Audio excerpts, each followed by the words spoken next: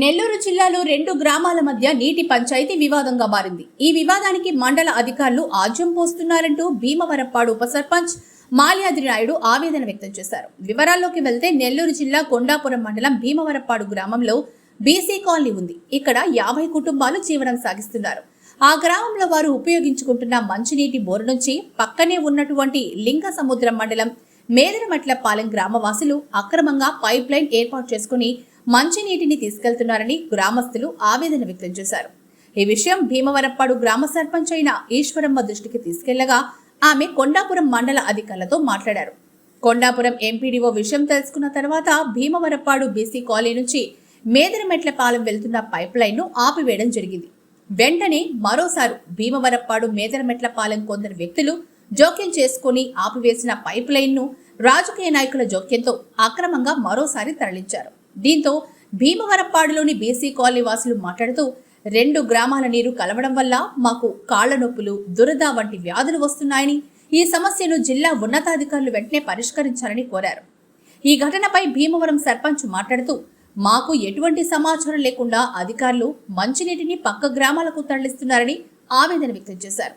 ఈ విషయాన్ని జిల్లా పరిషత్ అధికారుల దృష్టికి తీసుకెళ్లామని వెంటనే సమస్యను పరిష్కరించాలని కోరారు.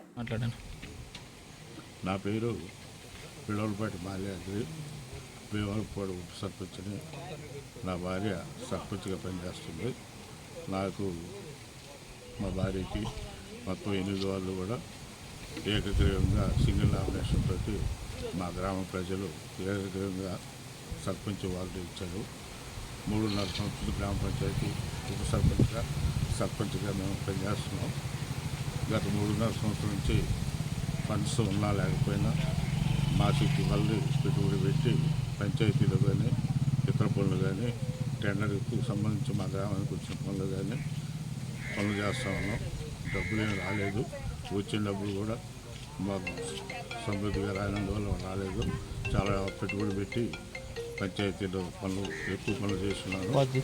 శక్తికి మించి మా గ్రామ పంచాయతీ ఏరియాలోనే మిట్టపాలెం బీసీ కాలనీ ఉంది. ఆ కాలనీలో వాసులకు గత 20 సంవత్సరాల నుంచి ఆ కాలనీకి దక్షిణ వైపున ఉన్న ఉప్పుటేరు నుంచి వాళ్లే సొంతంగా బోరేసుకొని పీవీసీ పైప్ లైన్ ద్వారా మోటార్ బిగించుకొని గత 20 సంవత్సరాల నుంచి నీరు పారించుకుంటున్నారు.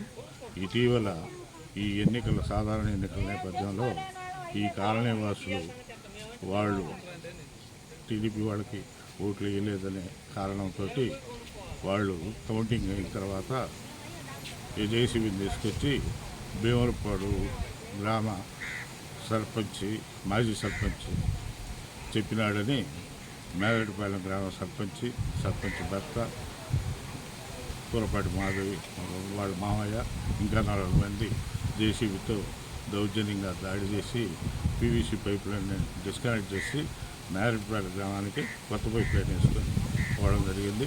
ఆ విషయం తెలిసి నేను వెంటనే ఫోన్ ద్వారా, వాట్సాప్ ద్వారా సంబంధిత అధికారులు తెలియజేశాను.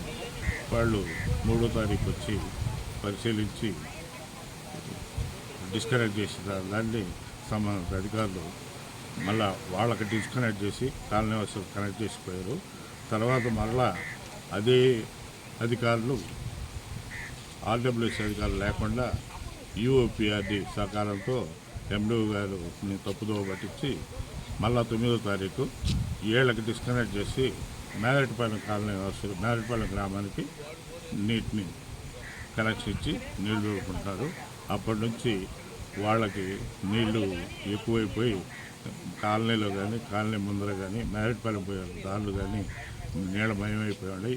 ఈ నీళ్లు లీక్ అయినందువల్ల ఆ మంచినీళ్ళు, ఉప్పు నీళ్లు కలుషితమై ఆ గ్రామవాసులకి ఈ దద్దులు రావడం ఇవన్నీ జల రావడం జరుగుతుందని చెప్పి ఆరోపిస్తున్నారు.